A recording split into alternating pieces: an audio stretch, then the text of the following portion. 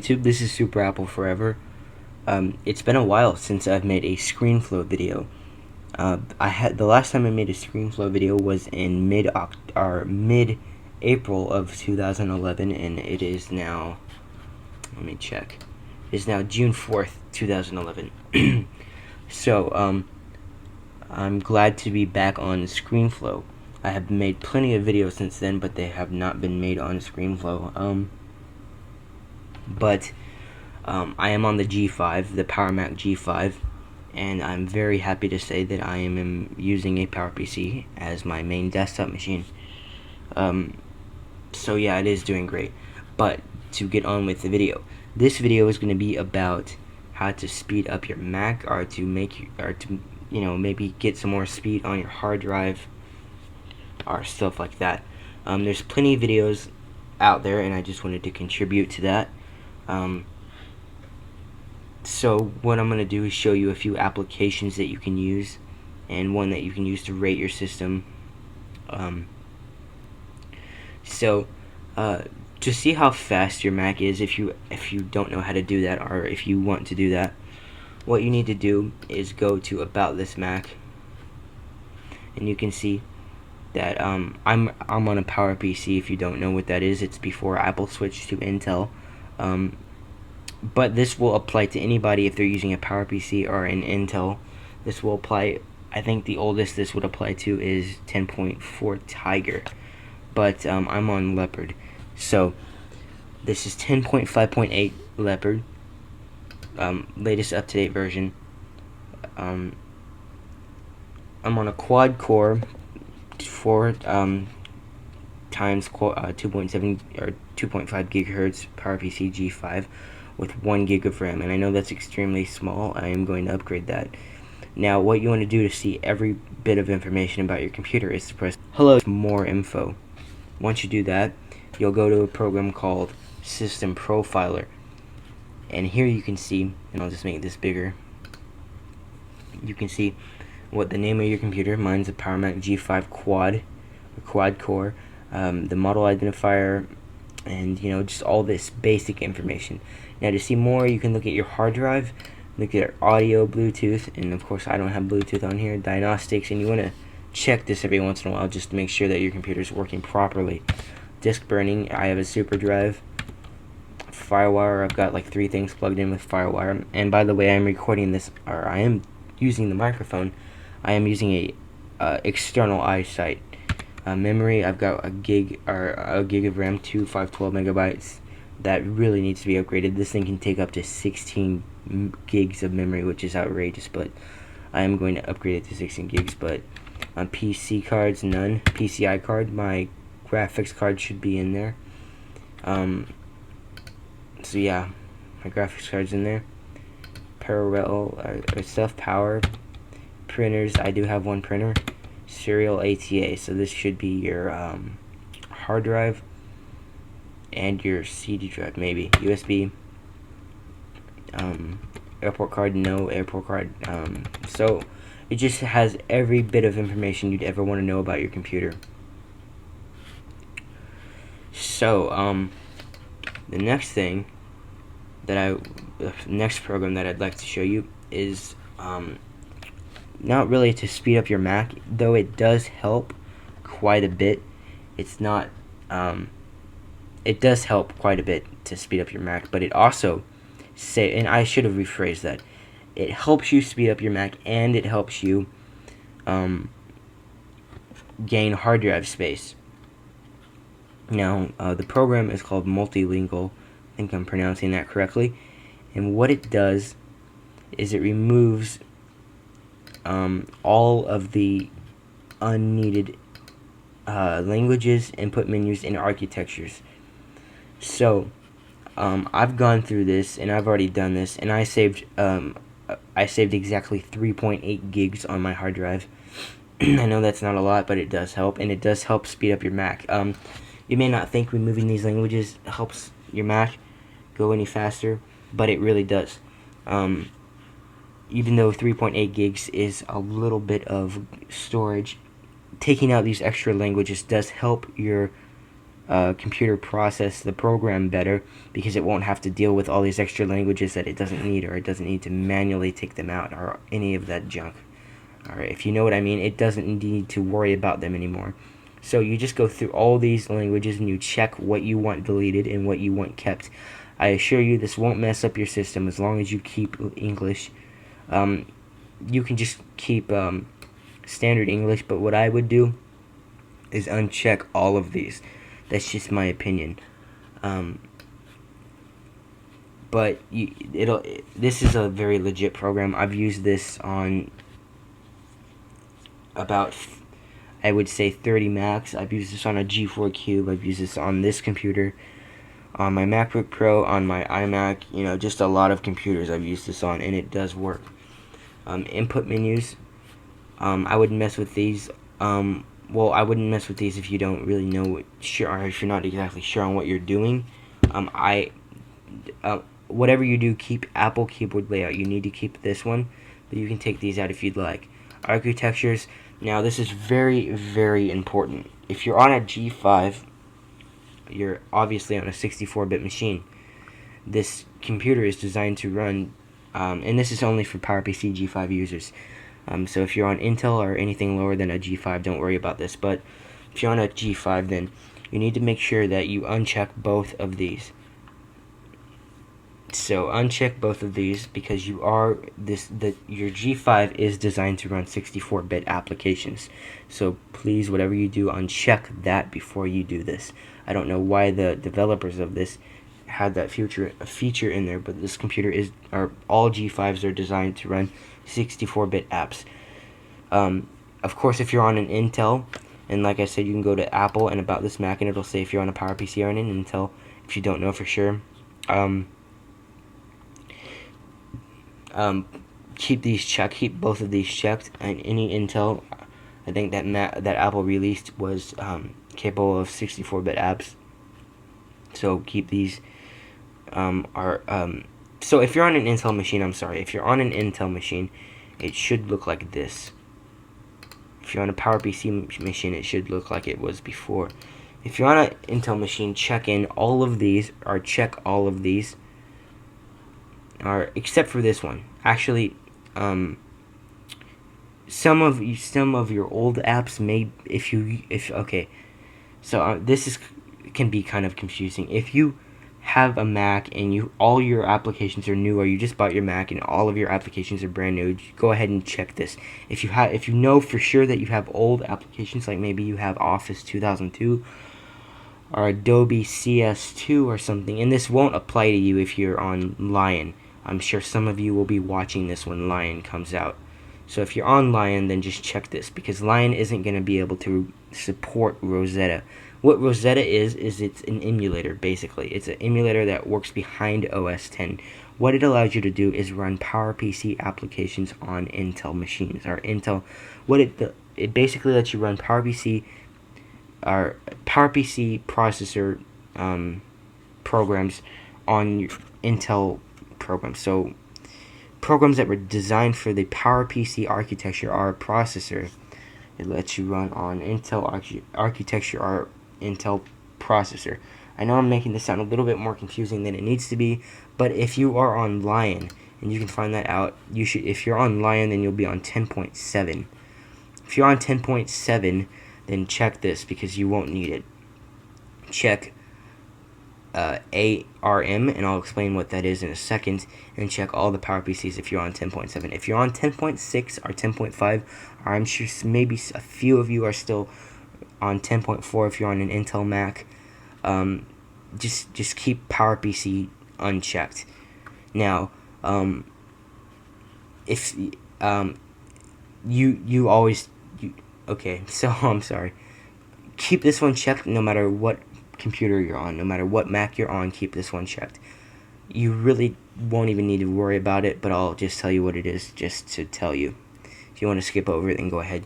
But what this is it's an architecture for the old Macs. Before PowerPC, Apple used Motorola processors, which PowerPC PCs are Motorola processors, but it's a whole big story. But this is before PowerPC. So there's no way you're going to be able to run Mac OS 10 on anything older than a G3, so don't worry about that, just check it. But it'll take anywhere from 5 to 30 minutes. I've had some take up to 2.5 hours, 3 hours, so just be patient. Don't be concerned. You can do anything you want while this is running in the background. All you have to do is minimize it, and you can get on the internet. You can do all that stuff you want while this is working. Once it's done, it'll say how much space it saved, but it's really going to help your computer perform fast. Now, another program that you can use to check how fast your computer is a little program called Geekbench. Now, there's a free version. Don't bother buying the full version. Just get the free version. You can do a score on your computer, and like my MacBook Pro 2011 gets a score of 9,800 something. That's a 15-inch. The 13-inch gets a 6,000 score. My iMac G3 got a 668 score, I believe. So this is just a neat little program to score your computer. There's a website that you just type in Geekbench scores on Google, and there's a website that will have all the scores of every Mac, so you can compare your Mac to other Macs and stuff like that. So this is a really nice program just to see how fast your computer actually is. I use it all the time, just to see if my computer's gotten any slower or any faster. Gradually, the score will go down, maybe 10 points every 2 months or something, or no, not like that. Maybe like 2 points every 2 months or something. It just varies on what you do with your computer. So the next program is called Grand Perspective, and I don't actually have this right now. So what you need to do is type in or I'll put the link in the description, but I'm gonna type it in.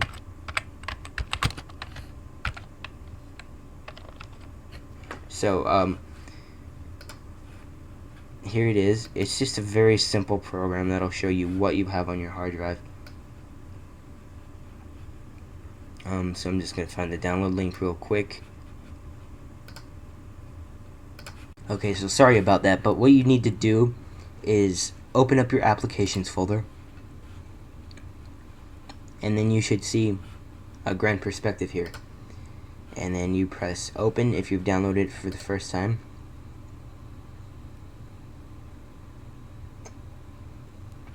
And then yeah, it's gonna open up in a second. I've got 1 gig of RAM in this machine, so I guess you can understand why it's not opening so quickly. Okay, so I don't know what I was thinking. It was open. I'm really tired, as you can imagine. It's 1:19 in the morning. But what you need to do when you open up this application, I haven't used it for about a year, but when you open it up, nothing will come up. What you need to do is go to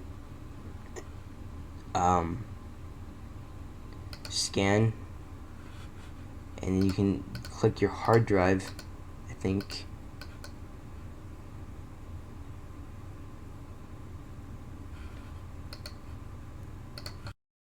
Okay, so you click your hard drive, Macintosh HD, and you press scan. So it's going to scan everything in your hard drive, and what will come out is going to be pretty cool. So it might take a minute to scan everything in your hard drive, so I'm not going to make you guys watch that. So when it's done, we'll finish. Okay, so what you'll have is this cool looking chart. I'll just make this full screen. So this will show you in a little cool looking graph everything that's on your computer. So you can see these bigger blocks are the bigger size files in your computer. These smaller ones are, as you can see, or you can't see because it's too little, but these are the smaller little tiny files in your computer. So this is just a really neat and cool way to look at everything on your computer, and it does help. Now let's say I'm looking at this. I can click it, and as you can see, it's user, music, iTunes movies, Terminator 2.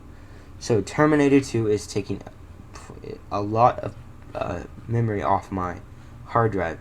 So all I have to do is press reveal, and what this will do is show me the file on iTunes. So if I wanted to, I could delete this, but of course I don't, so I'm not going to.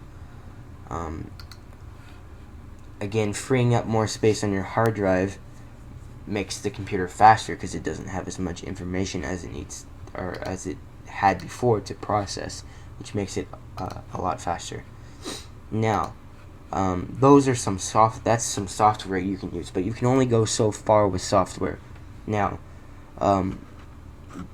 another way, and probably the best way, if you really want to go this way, is to actually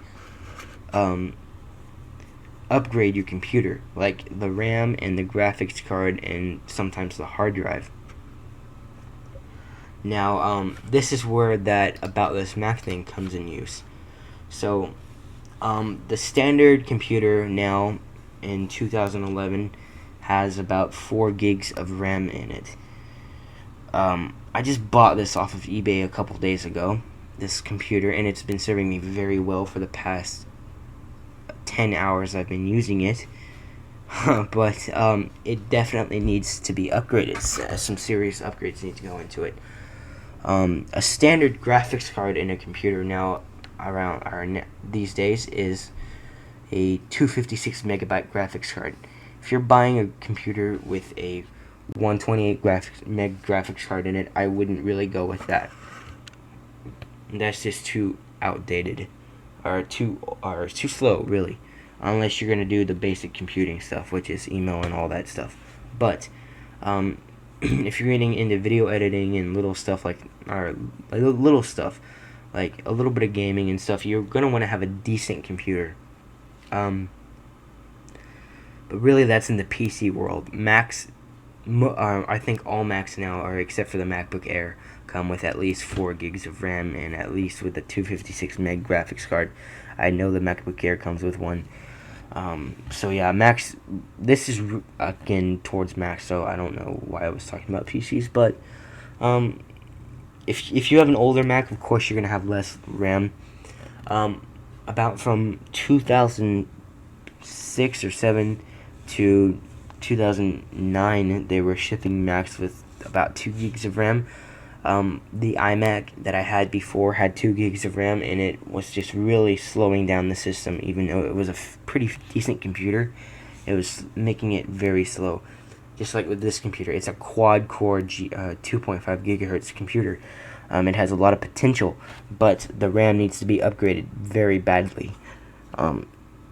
But most Macs can support at least 4 gigs. The newer ones can support 8 gigs, and if you're on a first gen Mac Pro, I think you can have 16 gigs. Or in any Mac Pro later than that, you can have up to 32 gigs of RAM, which is unbelievable. That is a huge amount of RAM. I don't know anybody that would possibly need 32 gigs of RAM, but I'm sure there's somebody out there. Even 16 gigs of RAM is quite a bit, but it really improves the speed of your system. You'll be amazed, even upgrading 1 gig of RAM, or if you have 2 gigs and upgrading it to 3 gigs of RAM, you'll be amazed with how much faster your computer is. And RAM is the best way to upgrade a computer, or upgrade a Mac, because it's very easy to upgrade RAM and Macs. You just have to open a little latch or open up a little switch or something on a Mac and just stick it in there and shut it and boot it, and as long as you've actually stuck the thing in there correctly, it will boot fine. There's no drivers, there's no installations, it just boots. Yeah, but this thing definitely needs a RAM upgrade. The next thing you can do, and this really doesn't apply to laptop users, and not so much iMac users, but you can give this a try if you'd like, if you really know what you're doing, or you can pay somebody to do it or something. This is really for Mac Pros, Power Mac G5 users, stuff like that. You can upgrade your graphics card. Now, this has a pretty decent graphics card in it. I mean, it's not the best, but it is decent.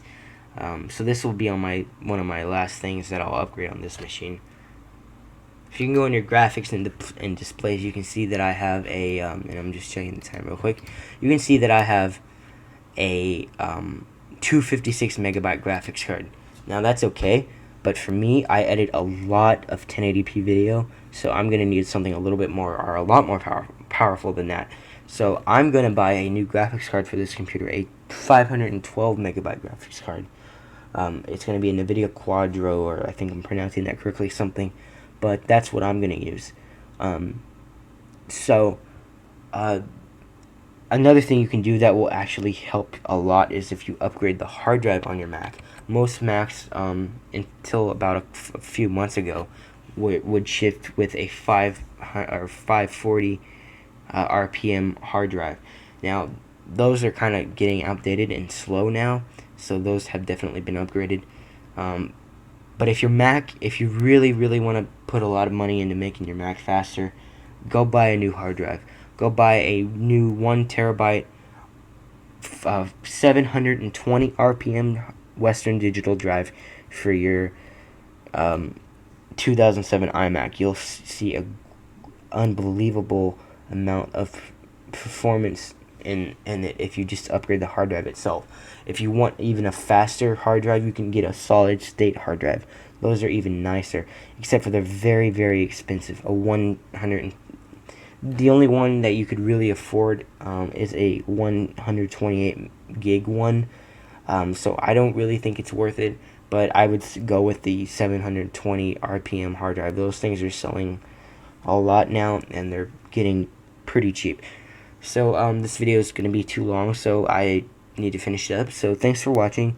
If you need any help, have any questions at all, please feel free to ask me. All those links will be in the description, and also please follow me on Twitter. That will be in the description as well. So again, thanks for watching, and please don't forget to like and subscribe.